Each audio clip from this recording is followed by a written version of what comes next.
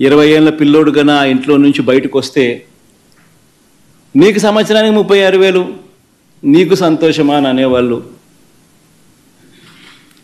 ఆ ఇంట్లో నుంచి ఓ కండువా వేసుకొని రైతు బయటకు వస్తే నీకు 20,000 ప్రతి సంవత్సరం నీకు సంతోషమా అని అనేవాళ్ళు. ఇలా సూపర్ 6 అంటూ సూపర్ 7 అంటూ ప్రతి ఇంటికి దగ్గరికి వెళ్ళి ప్రతి ఇంట్లోనూ ఇదే మాదిరిగానే దుర్మార్గంగా క్యాంపెయిన్ చేసి ప్రజల ఆశలతోనూ జీవితాలతోనూ చెలగాటమాడి ఇదే పెద్ద మనిషి చంద్రబాబు నాయుడు ముఖ్యమంత్రి స్థానంలో కూర్చున్న తర్వాత ఈ 100 రోజుల్లో చంద్రబాబు నాయుడు చేసింది ఏమిటి అనంటే మోసం మోసం మోసం అన్న పదాలకు అర్థం.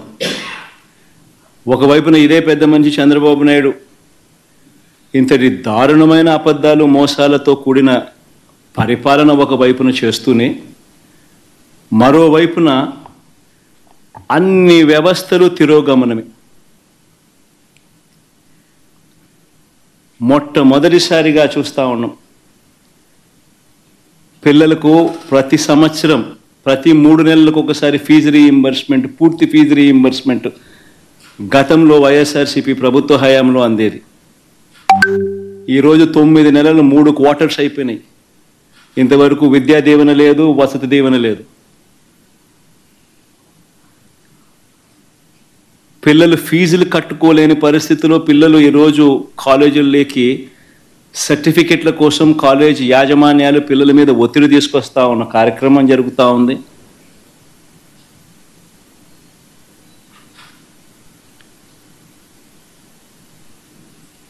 బడులన్నీ పూర్తిగా నిర్వీర్యమైపోయాయి.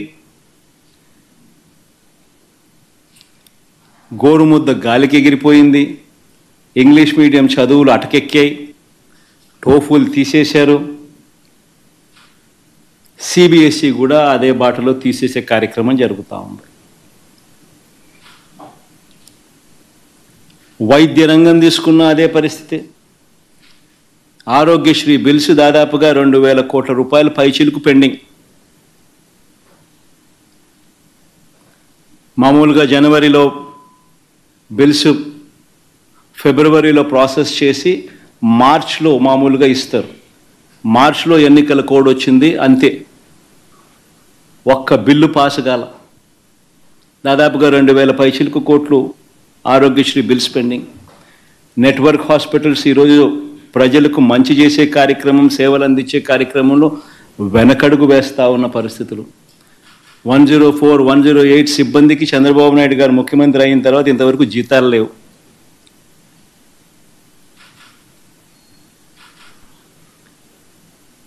ఆరోగ్య ఆసరా గురించి పట్టించుకునే నాతుడు లేడు.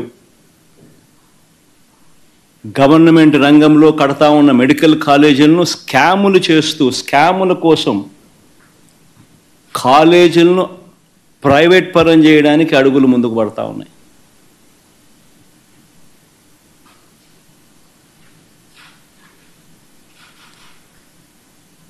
తిరోగమనం. వ్యవసాయం అయితే పూర్తిగా చంద్రబాబు నాయుడు గారి హయాంలో రైతు పూర్తిగా రోడ్డున పడ్డాడు. రైతులకు అందాల్సిన పెట్టుబడి సహాయం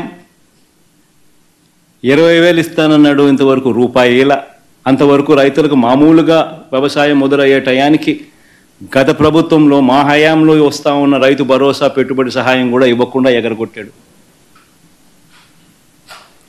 రైతులకు పెట్టుబడికి సహాయం పోయింది. రైతులకు ఉచిత పంటల బీమా ఎగిరిపోయింది. రైతులకు ఈ క్రాపింగ్ లేదు.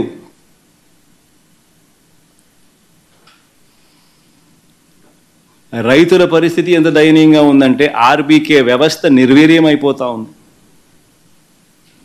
మళ్ళీ క్యూలు కనిపిస్తూ ఉన్నాయి.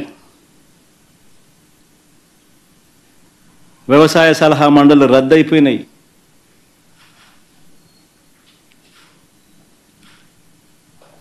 ఏ రంగం చూసుకున్నా కూడా తిరోగమనమే. గతంలో వైఎస్ఆర్సీపీ ప్రభుత్వంలో మా హయాంలో ప్రతి పథకము పారదర్శకంగా జరిగేది, డోర్ డెలివరీ జరిగేది.